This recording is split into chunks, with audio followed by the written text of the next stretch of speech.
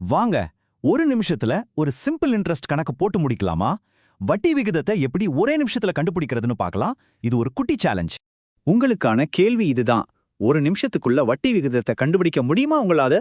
வாங்க, time start ஆகுது. Okay, கணக்கு என்னன்னா 5000 ரூபாய் 4 வருஷத்துல 6000 ரூபாயா மாறுது. அப்போ அதோட வட்டி விகிதம் என்னவா இருக்கும்? இதான் கேள்வி. சரி, முதல்ல நம்ம கிட்ட என்னென்ன தகவல் இருக்குன்னு பார்த்திடலாம்.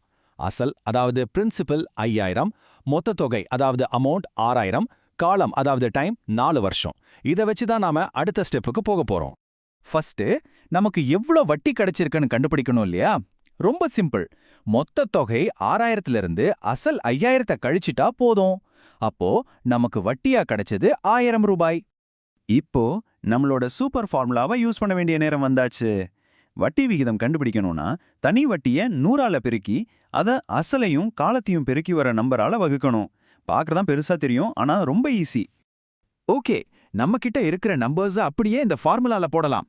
தனி வட்டி 1000 பெருக்கல் 100, அதுக்கு கீழே அசல் 5000 பெருக்கல் 4. கரெக்டா? இப்ப கால்குலேட் பண்ணலாம். இத சுருக்கிறது எவ்வளோ ஈஸின்னு பாருங்க. மேல 1 லட்சம், கீழே 20000. மேலையும் கீழையும் இருக்கிற 4 ஜீரோவையும் அடிச்சிட்டா பாக்கி என்ன இருக்கும்? 10/2. விடை என்ன? 5. அவ்வளவுதான், முடிஞ்சது.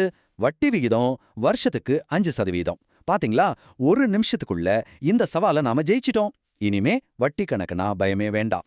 சரியா?